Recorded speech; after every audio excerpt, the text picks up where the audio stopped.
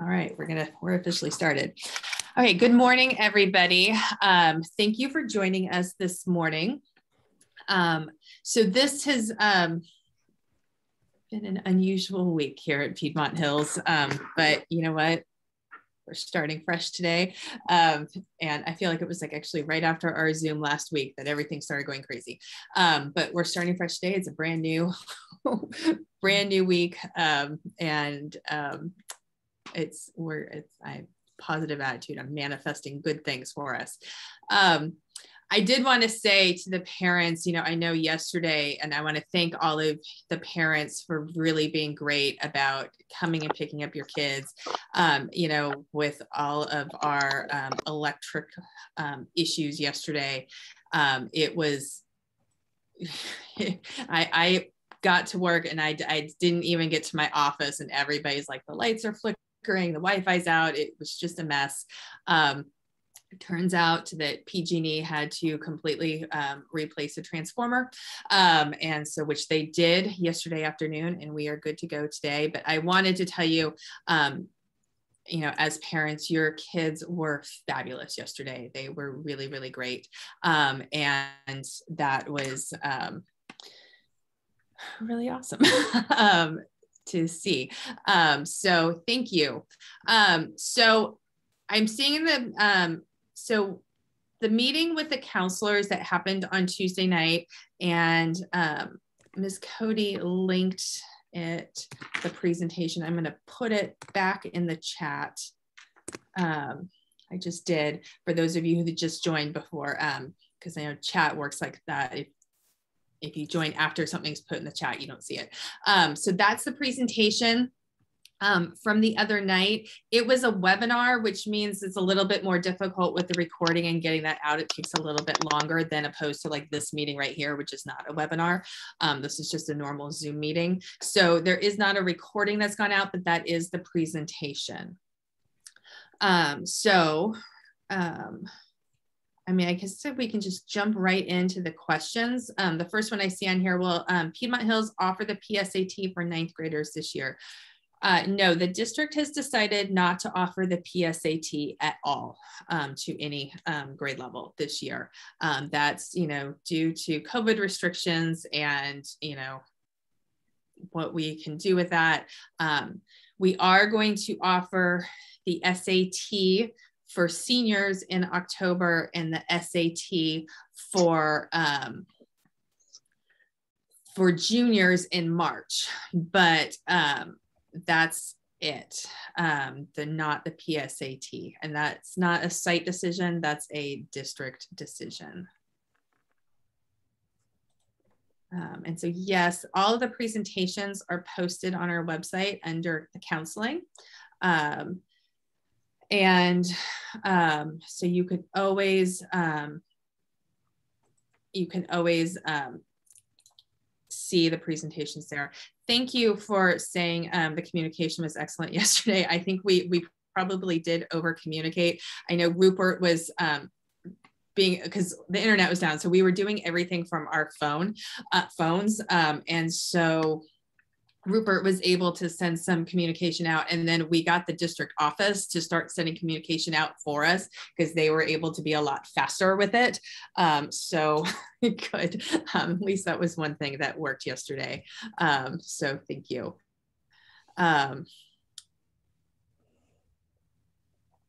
So let me read Virginia's question. General question, are students informed what meeting with the counselor truly means? Are they told how important it is to meet with the counselors and exactly what they are doing when they meet with the counselors? I feel it's more than just figuring out what classes they're going to take. I think it's extremely important that students truly understand this process. I know my student just felt like it was a meeting set up for him to attend.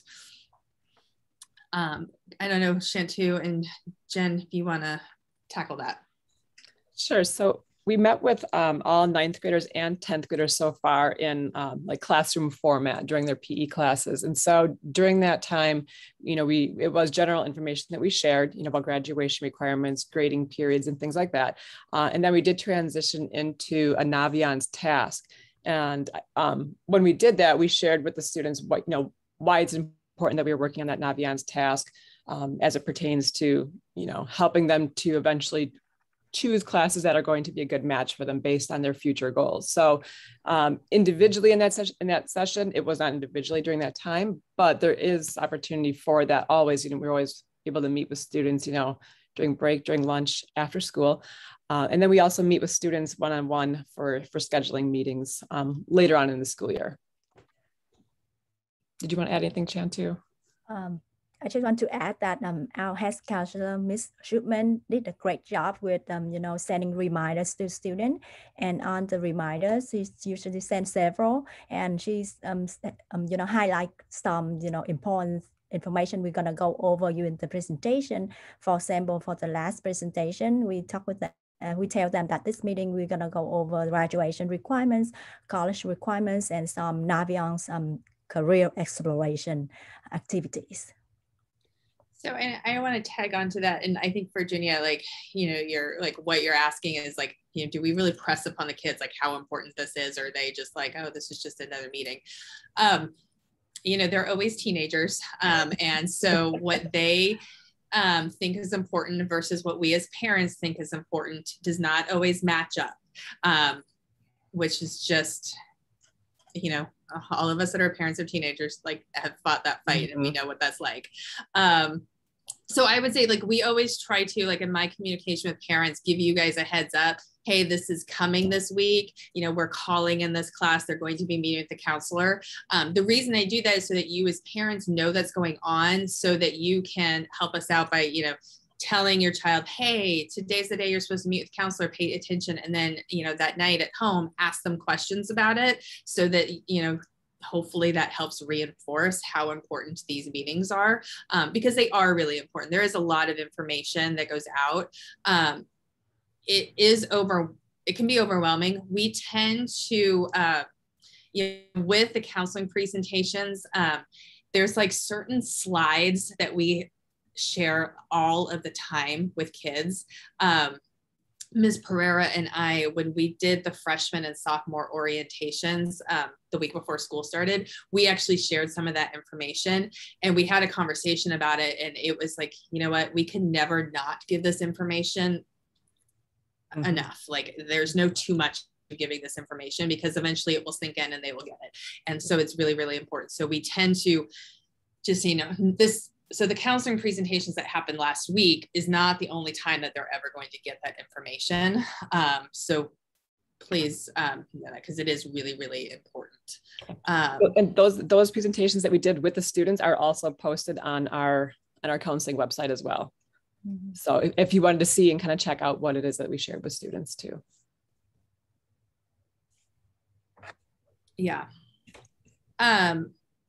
So I can address this question about COVID cases at school since the start of school. So I did send out to the parents the district dashboard that has the number of cases.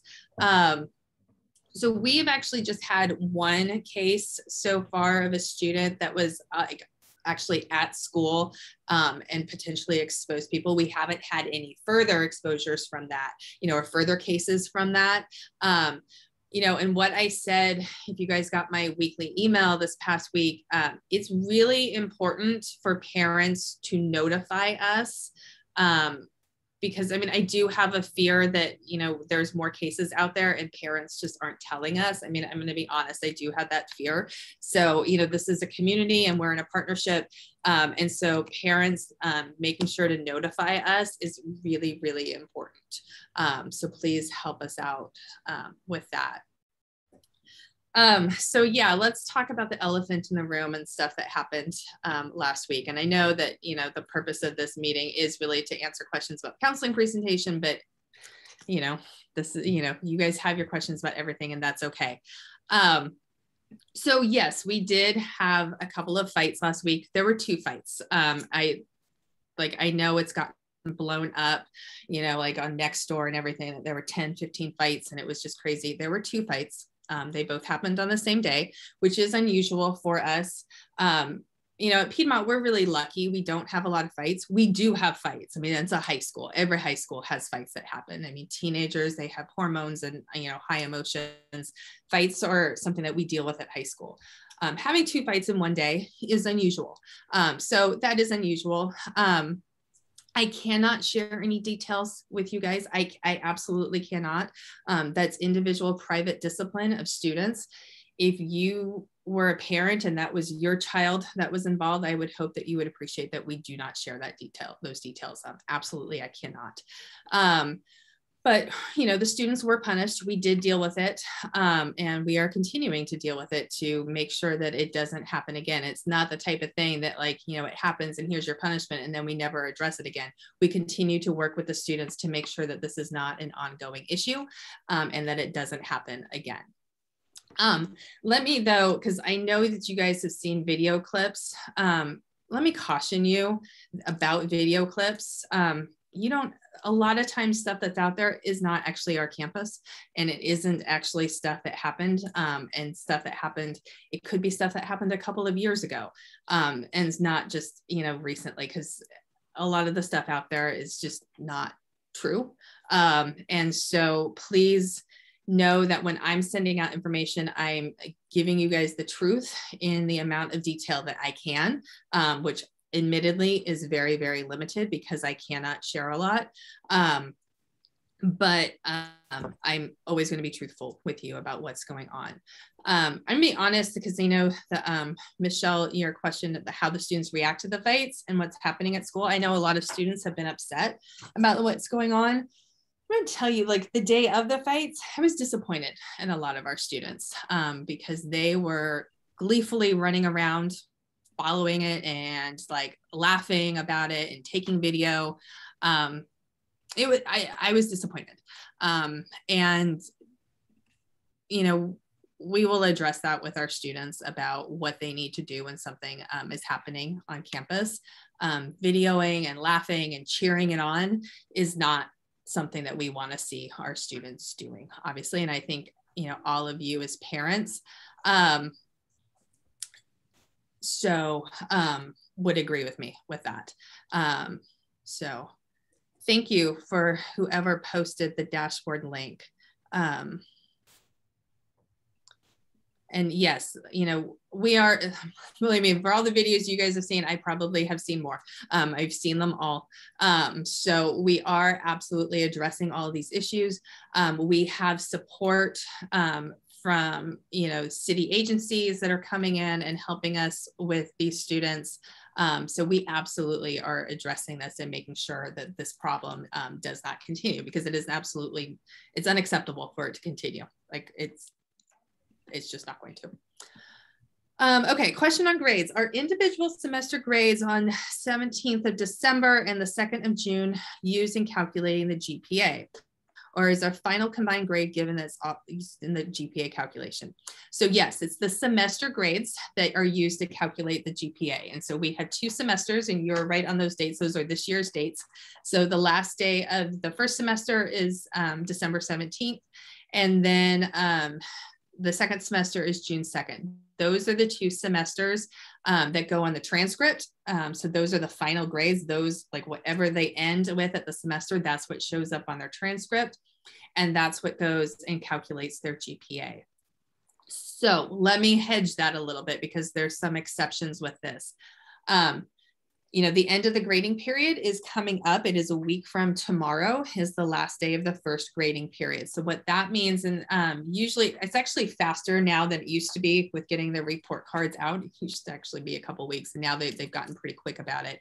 So you should be getting the report card mailed home sometime in the next week. I would say certainly by a week later, which is the 24th of September, you've got a report card. That will have a GPA. That is like a tentative, like what it is right then, based on the progress report. So the report cards for the first and second grading periods are progress reports. Those do not go on the transcript. You will see a GPA on there, but that's just kind of letting you know, well, this is what it is like with these grades. Like if this were the final, this is what it would be. Same thing when we get into the second semester about the 4th and 5th marking periods. Those are progress reports. That GPA and those grades, though, they do count in one really big area, and that's athletics. So to determine athletic eligibility for sports, we use the grading period grades. So right now for fall sports, we are using last semester's end of the semester grades, because that was the last grading period that we had. We are actually being very generous right now with things like doing waivers for sports because the last grading period was still on distance learning, and we understand that that was not great. But moving forward, we are going to be using, we're going to be a lot more strict about the athletic waivers. Okay, so just know that. So athletic eligibility is determined. That's not, sometimes it's the semester grade, but it's whatever the last grading period was. So we will redo athletic eligibility after next week, after the end of the first grading period. So I still can't sign up for Infinite Campus, sign in from parents. Rupert, hopefully will respond to that and help you out. Is the number of students get accepted from, are you asking about the number of students that got accepted to college from the past 3 years? Ethan?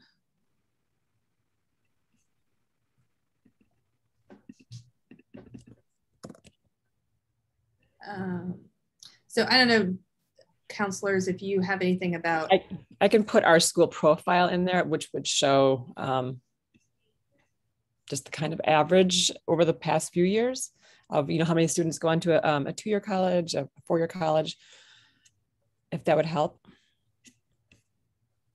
I mean, is that the kind of direction we're looking at? So, and then does that have like the percentage to get into the UCs? You can link it that. Does not break it down that much, no. Okay. But that is something that we can pull from our senior surveys. Okay. Okay. We can see if we can like pull some information about that and get that out to you guys. I mean, it varies obviously from year to year. Yes. But that's definitely something that we can, if that's something that you're interested in, we can do that. In regarding to students getting suspended, yes, students that are involved in fights get suspended. The rule for getting expelled, that is determined by California Ed Code. It's, if you wanted to look it up, it's California Ed Code 49415. 49415, California Ed Code 49415 are the rules and what has to happen to get expelled. It's a lot more serious to get expelled. There has to be like severe injury. There's certain things that have to do to get expelled. Being expelled is not actually something that we determine as a site. What happens when a student is put up for expulsion is we put together as a site, we put together a recommendation for expulsion. We send that to the district. There's actually a hearing that happens at the district office, and the expulsion is determined by the school board. So that, that goes up to a much higher level. What are we doing to make sure that the fights don't happen again? Like I mentioned before, we are, the students were punished, but then we are also remediating the students and doing restoration to make sure that the issues that, cause the fights are not ongoing issues and that they're settled, and that, we don't have this happen again. We do not have campus police. The school board voted last year to not have police on campus. Will a 9th grade parents be given or be able to request a copy of their students' tentative 4-year high school plans? I can answer that question. Yeah. So as we share with you in the parent night, around December to January, students will meet with their counselor to review graduation and college requirements, and also the course offerings for the following year. Then we will have them create their 4-year plan, and students create the 4-year plan by submitting on the Google Forms. So after they submit, they're going to receive a copy of their answer via Google Forms, and they will receive it in their email. So you will have access. If they share with you, they have the copy of what they put in the Google Forms from the email from Google's. So they have a copy of that in the email, and I think the parent can ask students to share with them with you. And we from outside, we also have spreadsheet from Google Form transfer to with information of all of the 4-year plans that they received. But you know, the format we receive is in spreadsheet, so it's different than the format that your student receive. The one that your student receive from Google Form, a copy of their form is got more easy for them to see. So I could encourage you to check with your student, because every of them, after they submit, they will receive a copy of their forms. Thank you. I got a private question. Is there a social work team also assisting with the current climate school? Yes, absolutely. And actually, we're very lucky. I think you guys have met her so far. We have Ms. Marshall, who's joined Ms. Gunter. And so now we have 2 social workers, and we also have 2 social work interns that just started this week. So we have them on board. So we actually have a team of 4 that's working and helping out. Is there a dress code at school? I'm glad you asked this question. I don't think you're gonna like my answer. No, we don't have a dress code. And I'm pretty adamant about not having a dress code. I don't believe in them. I believe that they are extremely sexist and that they target our female students unfairly. And so that's a hill I'm gonna die on, that no, we don't have a dress code. I do not believe we should be in the business of policing girls' bodies and how they choose to express them. It's conversations that parents can have at home, but we are not going to have it as a school. So, yeah. So yes, we are going to address it with the students with fights that happen in the future, how, we want the students to react. I just talked to Mr. Campbell yesterday, and we're going to have our advisors and discipline team probably starting next week go into the freshman English. We're going to start with the freshmen because they're the ones that have, new to high school, and honestly, most of our problems have been with freshmen. And so we're going to start with the freshmen, going into the freshman English classes, and do presentations about behavior expectations and, what we expect from our students. So yes, absolutely, we're doing that. Okay, regarding AP tests for self-study testing students, do we need them to fill out a form like the one posted on the school website for last year? If yes, where and when do we turn that form in? Ooh, do you guys know that? That's a Nancy question, and she's not available. She's in a different meeting. I do not know, actually. That would be definitely Nancy. She's handling the AP testing portion. I can send her a quick message though and ask her. Yeah, and so I'm making myself a note to ask her, and then we can send that information out. I'm sorry that we don't have an answer to that question. I'm assuming it would be the same as last year because we, and just know with the process of signing up for AP tests, that's actually going to start relatively soon. And so information is going to be coming out probably not next week, but I would say my guess is right after the fall break is when you will start seeing information about that. Because, we do the deadline we have to get that information into AP is in November. So probably early October is when we'll start doing this. Why are teachers still using School Loop versus the new platform? I wish I had a good answer for you. It's because it's what they're familiar with. Sorry, my phone, and probably all of you just got an emergency alert on your phone too. That's not about Piedmont. That's a community one. Sorry.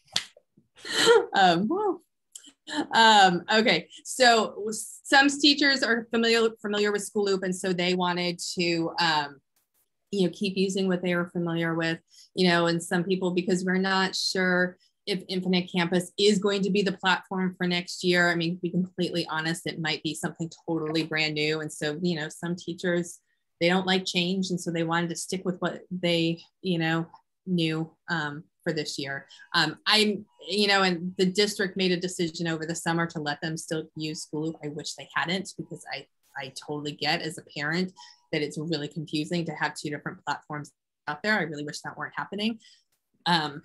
unfortunately, that's not one of the magic powers I have as principal to make them do and choose one or the other. So they did have a choice. And so I'm doing everything we can to make it as easy for you as parents to know what they're doing by putting it up on the school directory, and so that you can see which one they're using.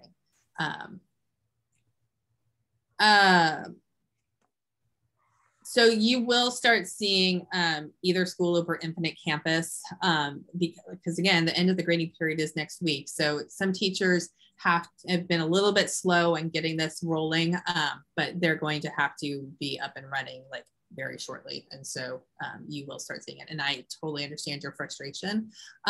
Realize with the first grading period, first grading period grades, as opposed to any other grading period, first grading period grades tend to be inflated because, you know, usually there's kind of a soft start. You know, maybe they didn't really get deep into like really doing assignments until the second or third week of school. So it's honestly the second grading period that you start seeing more like these are true grades, to be completely honest with you. Jen or Shantu, do you want to take the what is a weighted GPA? Yes, I can do that. So weighted GPAs is GPAs that take into account the course difficulty. So course difficulties can be AP, IB, or honor classes. And as Piedmont, we have AP program, which means advanced placements. So an A, B, C grade in advanced placements course will receive an extra point in the GPA calculation. So for example, in regular class, a student with an A earn 4 points, a B they earn 3 points, C 2 points, and and go on. In the advanced placement class, each of the course with a C or better, they will earn extra 1 point. And this will actually really help students to push their GPA if they have a C or better. Thank you, Shantu. Does PE include meditation and relaxing techniques for students that will help them reduce anxiety and stress? Not sure if this is part of the program at Piedmont Hills. I know they did last year with distance learning. They did a lot more of that. I don't know if they're continuing with that, but I'm going to ask them because that's a really good suggestion. And so I will check in with them. One thing that we are having on campus this year, and we're doing kind of a soft start to it, it's not quite up and running yet, but we are going to have a wellness center where the students, you know, that are feeling stressed and anxious, that there is a place for them to go and decompress and feel better. Yoga is going to be part of that. There is like relaxation techniques and like things that they will do in there. My plan is next week, I'm actually having the school psychologist come and talk to you about executive functioning and explain to you what that is. But then the following week on the 23rd, Ms. Gunter, Ms. Marshall are going to present to you guys the Wellness Center and explain to you what our plans are for this year. So that is coming in the near future to talk about, like, because that is something, I'll be completely honest, as principal and planning for this year, stress and anxiety was the thing that we were most concerned about with students. You know, that we knew that they were going to be stressed and anxious coming back into the school environment. And so that was something where a lot of our planning and work was going towards that. I will be completely honest, and I know I share this with other principals across the district, because there has been a large number of fights across the district. It's not just been a Piedmont problem. This has been happening at several sites. And I do absolutely blame the pandemic for a lot of these issues. A lot of what we're seeing is stuff that, you know, cropped up in middle school, and the kids just never resolved it in middle school because they stopped going to school. And so it's coming up now. We did not anticipate fights and things like that, you know, which maybe we should have, but we didn't. And so now we're like having to do a little bit of catch up in dealing with that, but we are dealing with it. But I feel like we've got a good plan for helping students with reducing stress and anxiety. And so hopefully that will be something good that will really help the students this year. It looks like our school does not offer an AP art class. So if my kid is interested in submitting an AP art portfolio, which teacher should she contact? So we do sort of offer it. We don't have a standalone AP art, like studio art class, because we never have enough students that want to take it to fill in an actual entire class, because we would need like 25 students to do that. So what we do is we have students and we tag them as advanced art, and we put them in an art class, and they do kind of a one-on-one with the teacher where they work on their portfolio. It depends on which type of portfolio they want to do. Ms. Bragg has students for, I think, drawing and painting, and I don't know if we have anybody that does the 3D. I know the 2D and drawing and painting. And then Mr. Tippett's also has some studio art students. So if they want to do the more photography. So in any of the art teachers, so we have Ms. Bragg, we have Mr. Tippett's, and Ms. Nguyen are our 3 art teachers. Any of those teachers could give direction on what to do, and then talking to the counselor so that they know that, to put that, because there is a certain way that we tag it in their schedule, then we put them in to the classes. So it is absolutely possible for a student to submit an AP art portfolio. I don't know, counselors, if you have anything to add what I said about that. It is something where they are, yes, they're working with a teacher kind of on the side. And I know that they would work with Nancy, I think, in terms of the AP portfolio test piece of it as well. I don't know much more than that, other than because I usually work directly with that particular art teacher. And so I think Ms. Pereira kind of facilitates a little bit of that conversation, asking if the teacher would be, you know, it could be a resource for that student.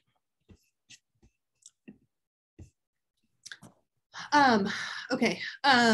Regarding meditation and relaxation techniques in PE, it would be best to put PE curriculum. I agree. It absolutely, you know, and I'll talk to my PE teachers to see if that is part of what they do in the regular PE curriculum. Realize the curriculum for our PE classes is actually determined by the state. So they would have to like do it within the framework from the state, but I think that that probably is part of the framework.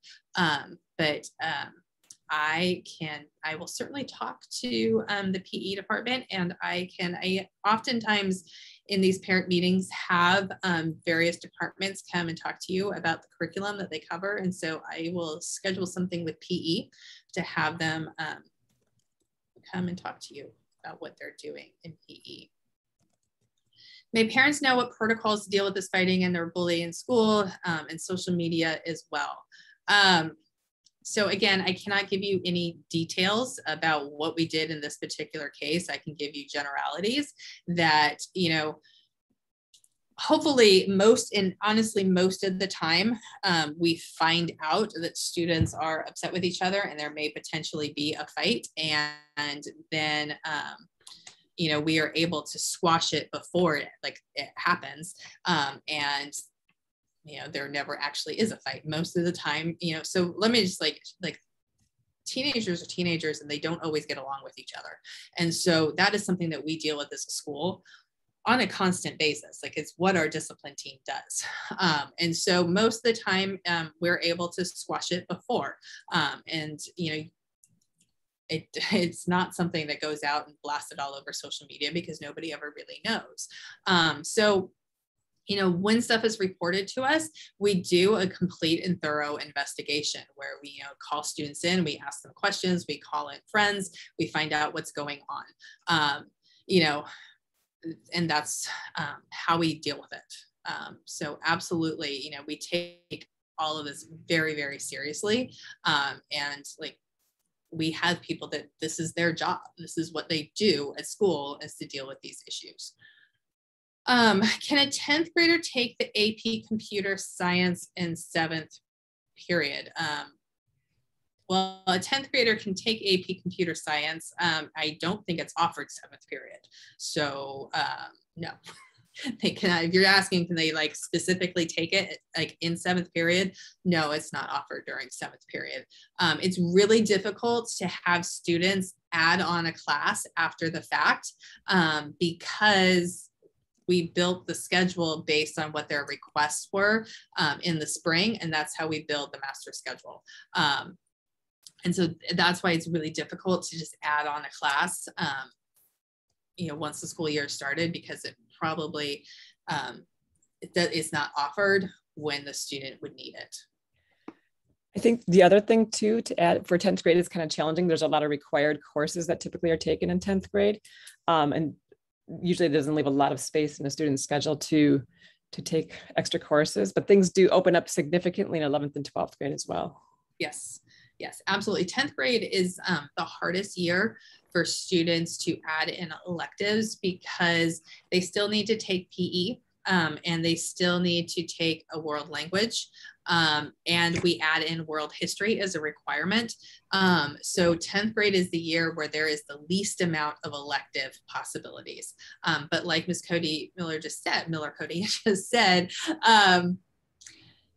in the 11th and 12th grade, as long as they're on track and they've been passing everything, then absolutely, there is way more room in a student's schedule to add in electives. That's where, you know, a lot of times they start taking classes that are more fun for them and they get, you know, more into school because they do have that room. Can classes be taken outside of Piedmont Hills? Can these grades be then transferred to Piedmont Hills? You guys want me to address that or you want to take it? Oh, yes, sometimes courses can be taken outside of Piedmont Hills. Typically that's done during the summertime is when students might look at taking a course. And we will have a pretty detailed summer school, you know, presentation later on in the springtime. Whether or not it's reported on our transcript here is kind of dependent upon a few things. If the course is something that's needed for graduation, so if let's say a student was running out of time and needed to take a course for graduation because they had missed it over the years, you know, then we would put it on their transcript. Also, if they needed it for college admission requirements or A through G requirements, then we would also report it on our transcript. And then the other situation is if we needed to show a pathway. So for example, if a student took a course over the summertime with the intent to return to Piedmont Hills in the fall and advance to the next level course, then we would want to report that on our transcript just so that we can kind of show that there was a pathway for the student, that they, you know, met the prerequisites.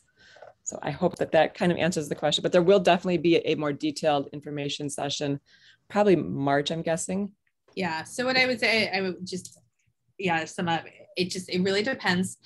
What they cannot do is they cannot just decide to take a course at a community college rather than taking it at Piedmont Hills just because. So they can't just say, I'm going to take US history at De Anza rather than taking it at Piedmont Hills. That is something that we don't allow. But like, you know, there are certain cases they need to fix a class because they got, say they got a D and they needed a C or better for college. And so they wanted to fix a grade, they can do that.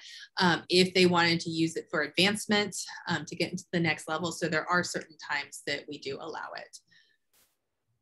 How many APs are typically required to enter the UC system? There aren't any that are required. And they actually, the UC system limits how many that they will accept, correct? Yes, yes, absolutely. Yeah, there's no magic number of courses or AP courses that the UCs are looking for or private schools. It's what they're really looking is to know that a student, you know, took courses and challenged themselves and went, you know, explored courses into greater depth, but there's not a specific requirement. Yes, I would like to add that this question are frequently asked by parents and even by counselor to the college admission officer, and the answer is always like they review student in their individual context. So for example, some high school, they only offer altogether 5 AP courses, while other high school, they have more than 20. So the college rep always look at student in individual context by seeing if the student taking advantage of the opportunities that offer to them. So, and then they have a holistic review, you know, it means that they have a comprehensive review with so many factors. So not one specific factor gonna make decision. And especially for AP, it's not an official requirement for entering to UC or CSU. So that said, if you read between the lines with what Ms. Nguyen said, realize that Piedmont Hills is a school that offers a lot of AP classes. And so, you know, depending on how competitive of the UC a student is wanting to look at, it is to their advantage to take AP classes. And we'll talk a lot about AP, in these meetings, because I have some pretty strong feelings about it. What my biggest recommendation when looking at AP classes is a student needs to really enjoy that subject area, because AP classes are very difficult. They are going to spend a lot of time doing homework for AP classes. It's going to take a lot of their time. And if it's in a subject area that they hate, it's going to be an awful experience. So they do not need to take every single AP class. They really should pick and choose and take AP classes that sound interesting to them and that they think they're going to enjoy. That's really, really important for their overall success. Absolutely. There are club meetings at lunchtime. Some students have to skip lunch.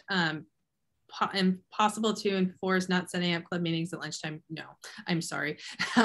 That's when club meetings happen. It's at lunchtime.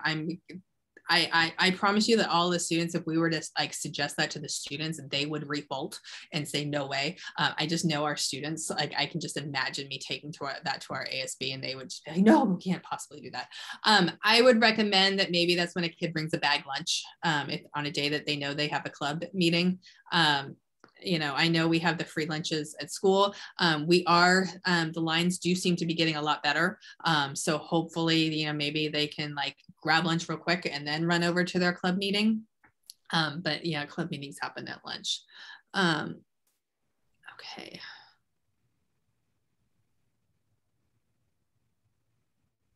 I just want to clarify, I posted some numbers just of self-reported where students attended, said they were attending school last year. Last year's graduating class was 523 students. And so there was, I think, 101 students who self-reported attending a CSU, and I believe 65 students self-reported going to a UC. So that's, and the reason I'm kind of clarifying with self-reported because we have students fill out a senior survey at the end of the school year.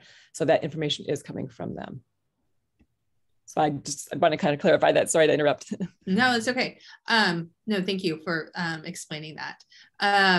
Is there a site where parents can get updates on what's happening at school? I would say my weekly email is the best thing. And actually, I was hoping that this would be in place before school started, but it wasn't. I just got it today. So I'm hoping that for this weekend that I've got it put together. So I just got access to software for an actual newsletter app. So I'm going to convert my weekly email into a more formal newsletter that I send the link out, and then we'll post the link on the website. So even if you aren't getting the emails, you'll be able to get the link just off the website. And so that's where you can get all of the, about everything that's happening. I'm trying to, my hope is to make that a much more formal and easy to read format, and for you can just and then the links there for this week's newsletter on the website so that you have that. So my hope is that by this weekend, I've got that up and coming and ready to go. Okay, what if you can't get into the AP class? Can you take it outside somewhere then? Usually kids can get into an AP class. We try very hard that's the priority to get them into the classes that they've selected. The only time I can think that maybe they wouldn't get into an AP class is if it's something that it's an option for them to take their junior or senior year, and we're limited because of staffing and space on how many sections that we can run of it. We may give preference to seniors and tell juniors, hey, you can take this next year. So that would be kind of the only time that I could see that they may not get an AP class. But other than that, we try very hard to make sure that if they signed up for an AP class that they get it. Yes, I agree with Ms. Davis. Yes, most of the time they get in. Some of the case I saw that they couldn't get in because they request for it too late after school started already, and the class are full already.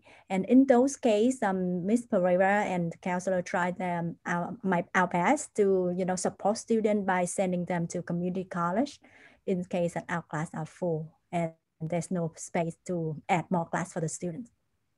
Yeah, absolutely. So that's why it's really important in the spring where we talk about the process of signing up for classes, and we talk about how serious it is, and to make wise decisions and to really think about it and talk to the families and make it, because the best success and the best way that they're going to get the classes that they want to really take is to do that sign up and like then not change their mind, because that's where things get screwy, is when they change their mind. And again, we try our best, you know, they are teenagers, they do change their mind.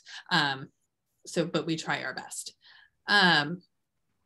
Would school notify a student and parent anyway in advance when a class schedule is changed due to balancing? We try, you know, sometimes it's,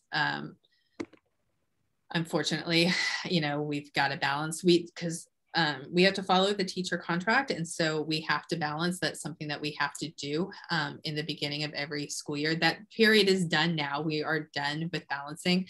And actually, we have been really lucky at Piedmont Hills. And we were very lucky this year in the past couple of years that we haven't had to open and close classes. Sometimes that happens because the students you thought were going to show up didn't end up showing up, or you have more students show up than you were anticipating. And so you have to open up new sections, and then we have to kind of do mass changes. That's always really, really difficult. We've been really lucky that, you know, this year that we did not have to do that. I mean, it has happened in the past. But, you know, we try our best. You know, sometimes it's just not possible. But we try our best to notify and to let them know that this is coming. What is National Honor Society and how do students get in?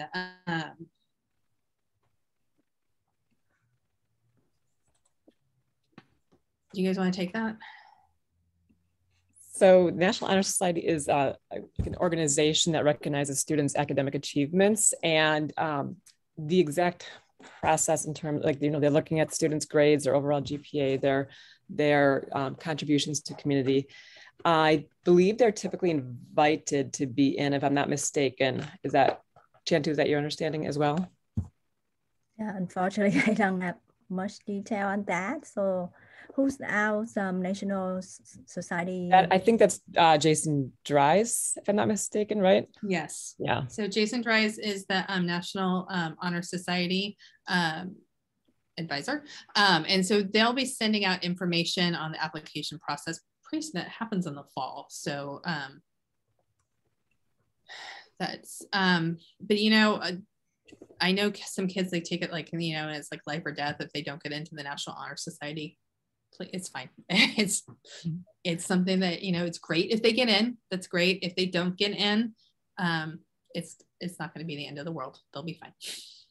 Well, and there's so many other clubs and different groups and activities that happen on campus that, you know, I think there's something for every student, right? I mean, so that's, if they don't get into that one, there is something else out there for them to join and be part of, and it's important. Yeah. Two, I'm not understanding your question. Any different choice for students if they're not getting accepted to UC?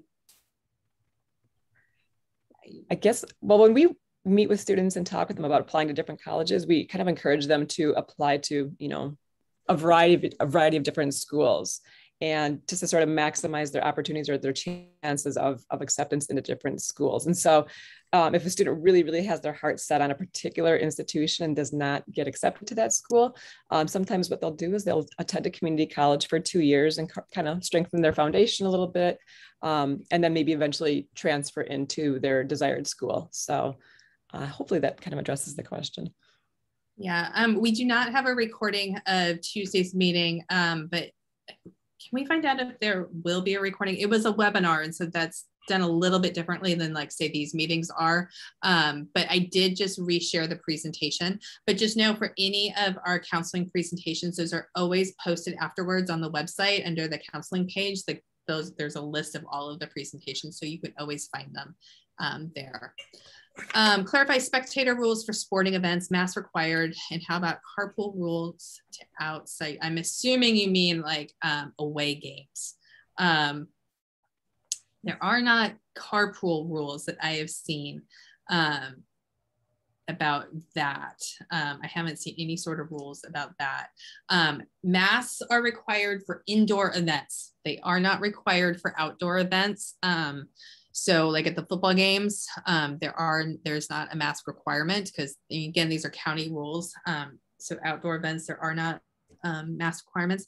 Though, you know, the football game I was at, a lot of people were wearing masks. So, you know, indoor events, there are masks are required, but we don't have any sort of spectator limits. I mean, there are spectator limits, but they're like numbers that we'll never reach. Like it's like for like 10,000 or more for an outdoor event, or 1,000 or more for an indoor event. We have to like require, you know, vaccination status.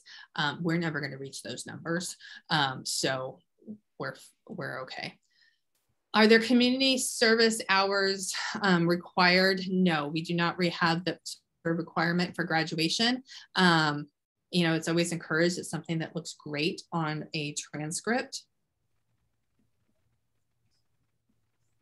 So,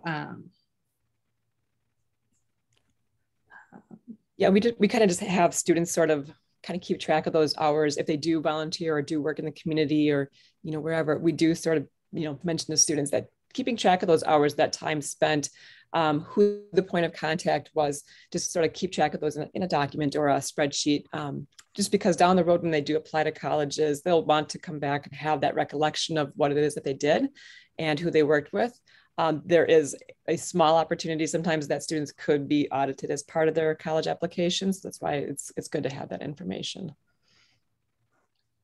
About the four-year high school course plan, in your experience, do students change their plans often? You know, with what they like or what their strengths are, or do they just stick to their plans? I think it probably depends on the kids. Some probably change it every 2 minutes, and others are like, no, this is my plan. The other thing that falls into there too is how they did. I mean, it's kind of a dynamic plan because it's how they did in their courses. So, for example, if a student really struggled in math analysis, and in their four-year plan, they had planned to go on to calculus the next year, they might adjust their plan to maybe retake a course to sort of strengthen that foundation. So it's really sort of a living document, if you will, where they can adjust things as they go along. And yes, their interests and things do change, absolutely.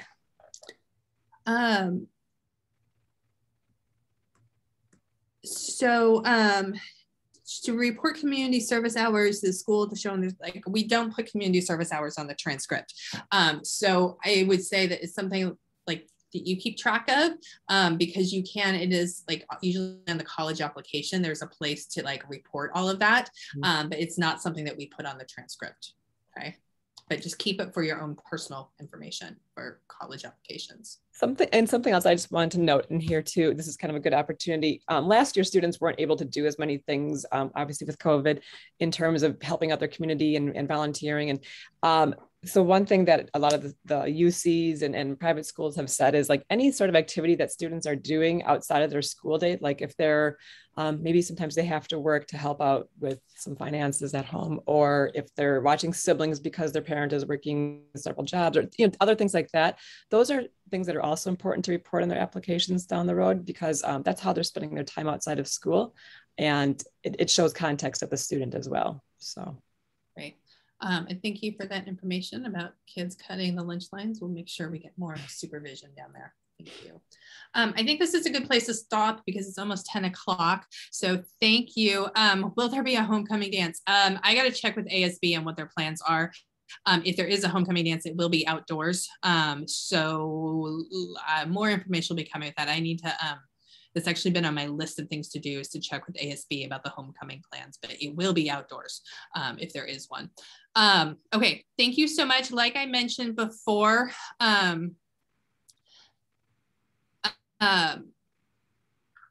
next week, I have the school psychologist coming, and she is going to talk to you guys about what is executive functioning and how to help your kid when they struggle with executive functioning.